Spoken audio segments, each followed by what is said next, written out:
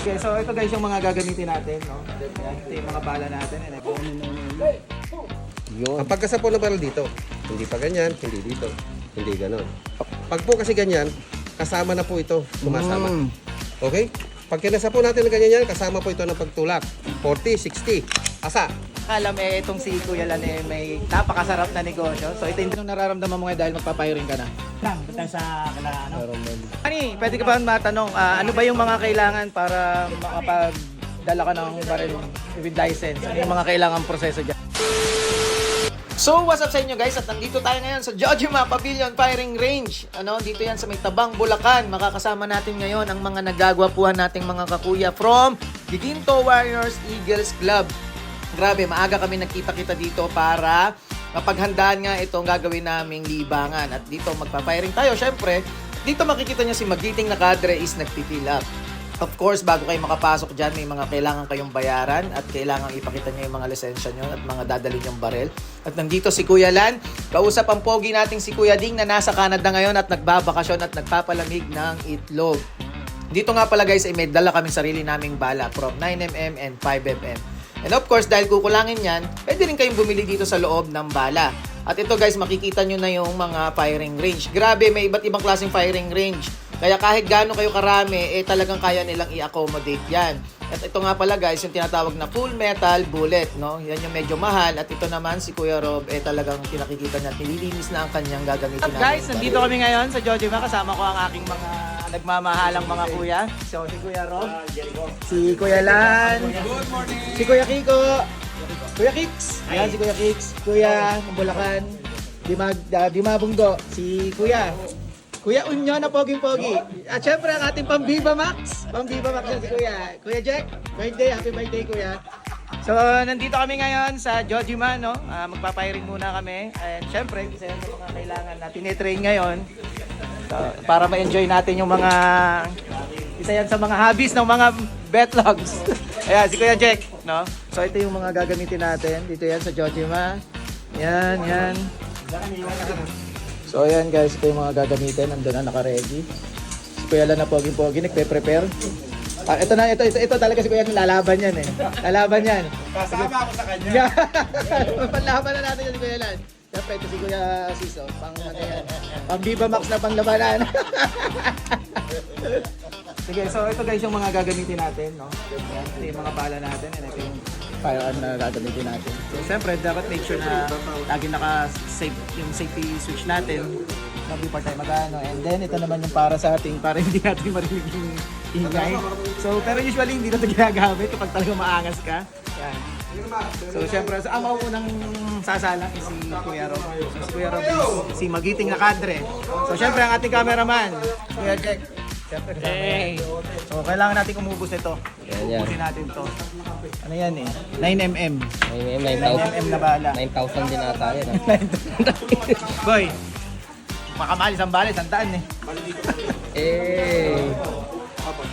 Nakakalam itong si Kuya Lan may napakasarap na negosyo. So ito yung dala-dala niya ngayon sa amin. Kuya Lan, i-introduce mo naman sa amin yung otap mo na pangmalakasan. Otap na pangmalakasan. So ayan guys. Walang kamatayang otap. So, masarap na pang partner sa kape. Kita mo naman si Kuya Unyo. Tamang ngiti lang sa gilid. Habang humihigop ng mainit na kape. So ayan guys, napakaangal pag gusto niyo umorder. Kita mo naman, pag isang kuya mo pa lang dito. Number 1! Ayun! Hey! Kuya Lan yan. Kita mo na, napaka-pogi ni Kuya Lan. Sir, ano yung pinaka-tamang way ng paghawak ng magazine? Basic po kasi, ang pagbunot ng magazine, pag ganyan po karaniwan bumubunot.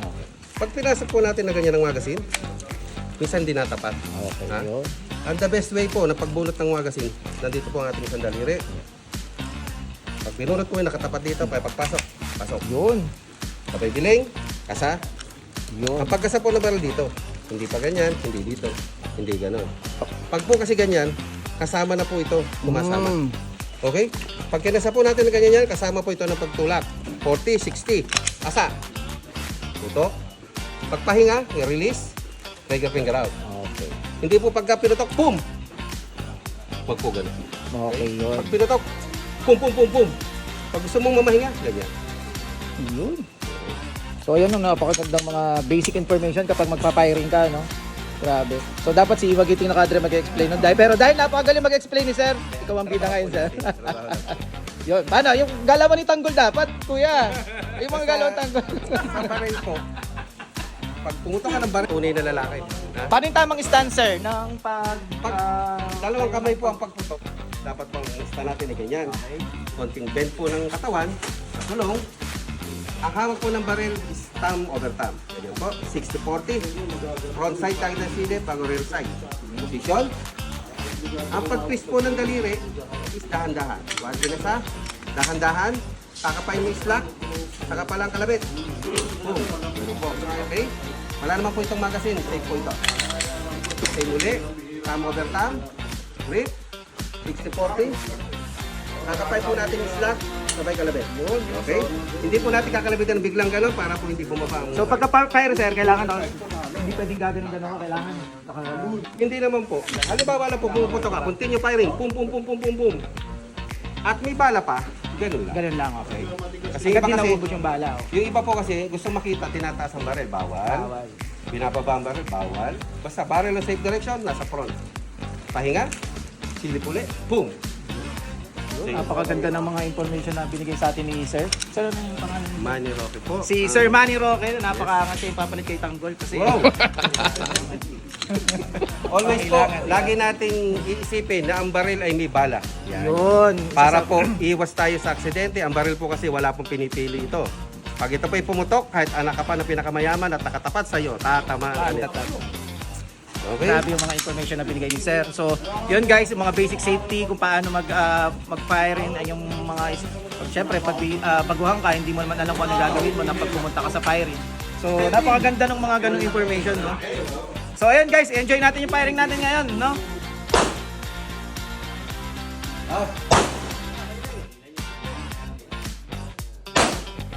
Ayan guys, nagsisimula na silang magpaputok. So, si Kuya Sis wala eh. Tamang paputok lang. So, ayan, dito na sa likod. Kuya Sis, oh. Si Kuya Sis naman mamaya yung sasalang. Si Kuya Lan, nakapwesto na. Papaputok na yan. Si Kuya Unyo, medyo na-warshock si Kuya Unyo. Nagkaroon ng warshock si Kuya Unyo eh. Yan o, tapos susunod na si Kuya Kiko. Susunod na si Kuya Kiko. Si Kuya Kiko, malabo mata partida. Medyo malabo pa mata ni Kuya Kiko ngayon. Pero may isang... Si Kuya Lan, nagka-training niya kasi lalaban na yan eh. Yun? Action room. Ayan, kuya. Yan. Anong nararamdaman mo ngayon dahil magpapiring ka na? Ang liputok. Ang liputok. Ibang putok na. Alam ko, nagpapaputok ka na eh, pero ito, ibang putok ang gagawin mo dito, no? Ano to? Putukan talaga. Putukan talaga. Putukan ng bulis ako. Load and make ready. Okay. Stand by. Up. Firing. Tanggol yan. Loaded. Ready.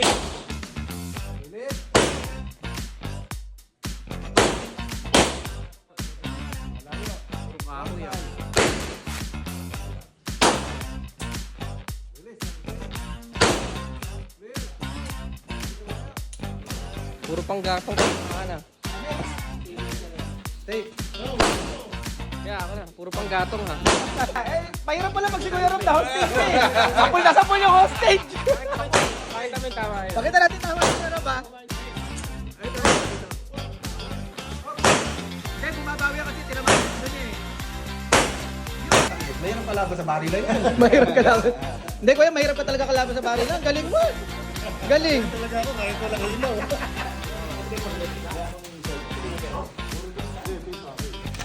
Loaded. Firing.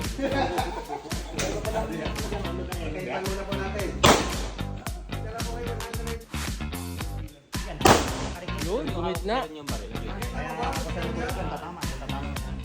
Bumid na.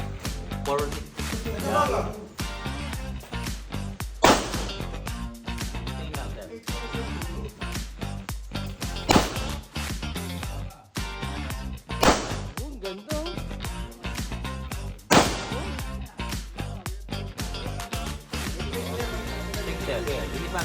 Ganda. Pinapalitan ko lang po yung putok. Para pagpira nyo lang po.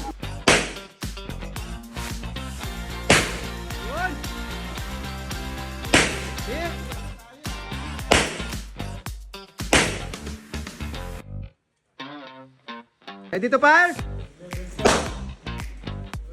Kaliwa.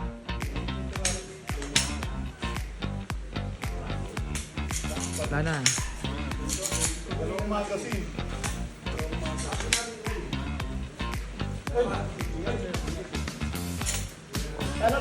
Ito tuturuan kayo ng isang kamay kasi syempre pag tinamaan ka ng kalaban, nakaganyan ka, babaril ka ngayon. Diba? Kaya kailangan alam mo rin kung paano bumaril ng isang kamay. Yan. Para makita niyo yung tanggol yung target natin. Kaya natin bumaril ng isang kamay lang. Ito dyan. Sasabihin ni tanggol, masyado nang gumagaling ang mga kalaban. Madami ka ng alam. Dami ka ng alam, ha? Maglagay ka ng board dito malinis. Ang tamo sa sa dibdib. Broadside. Broadside. Yung malalim. Okay. Ang pagkalabit, sumabi lang. Pag nagkatapat, kalabit. Hindi gigilayin na natin. Swabe lang kalabit. Suwabe lang. Diretso, mula sa baba.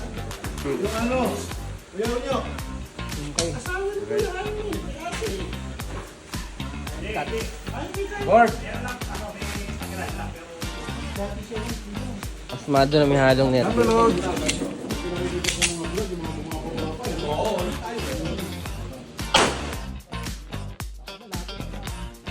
Relax magazine.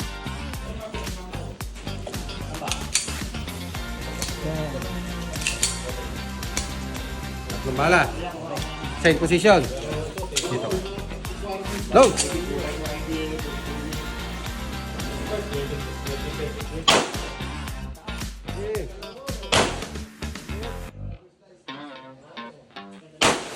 Silip. Relax magazine.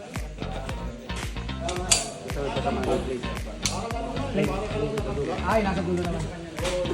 Load. Ang kalabit dito, dahan-dahan. Sabi, yung plate na yun. Aba, safe. Silip, dahan-dahan, kalabit. Nga ba? Gagasin. Ikaw kayo, Jack. Try mo. Wala nang bago. Ito ang daling ikasa, oh. Wala nang bago. So, ayan. Nagkaroon ng konting salo-salo dito. Sama natin mga kuya. Ayan, Kuya Jack.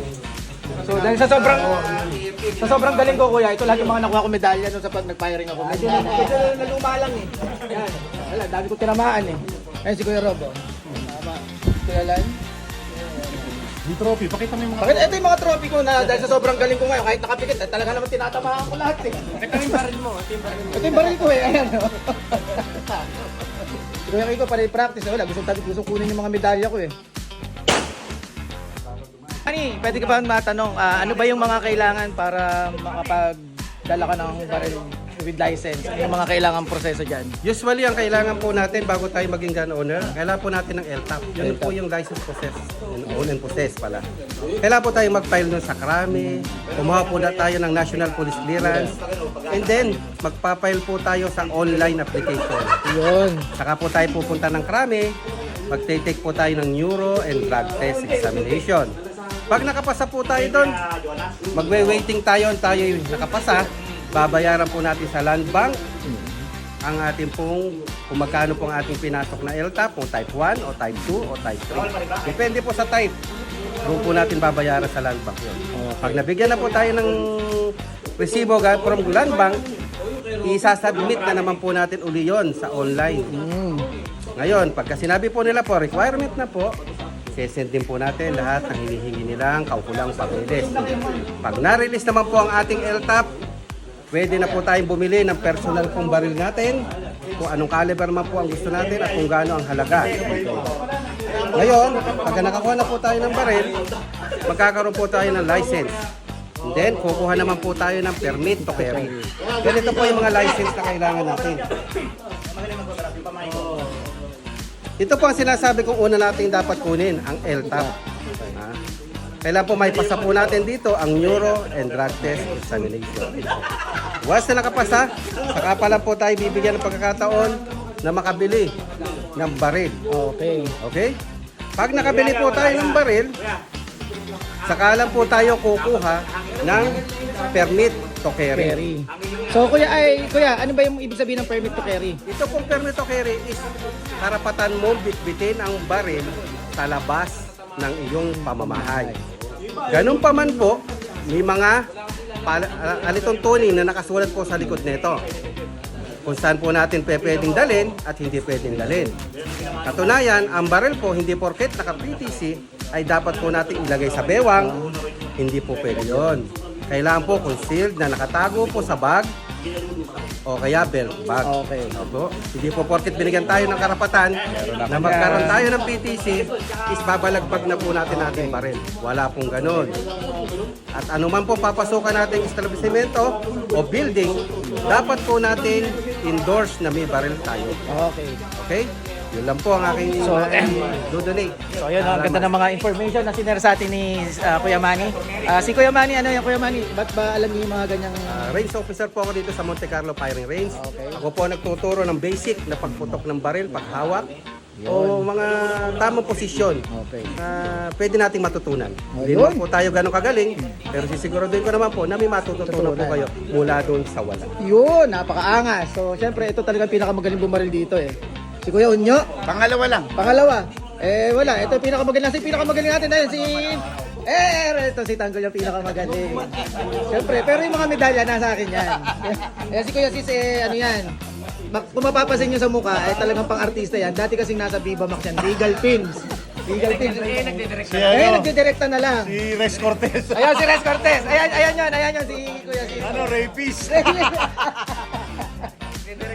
Tapos pag nakikita niyo yung mga kalaban sa Regal Pins, ngayon dati Regal Pins no. Ito yun. Ito yung kalaban. Ayan yung dating ito yung mga kalaban sa Regal Pins. Nakikita niyo naman, kalaban na kalaban ang dating yan. Ano ka, yung betlog mo, pinagpapawilan. Kanina, di ba? Ayan.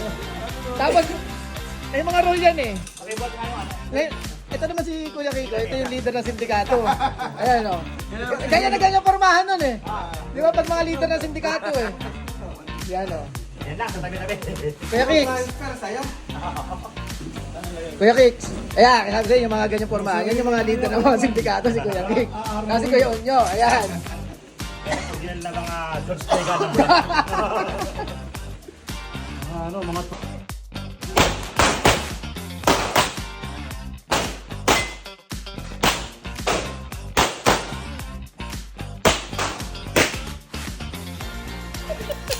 Dalawa.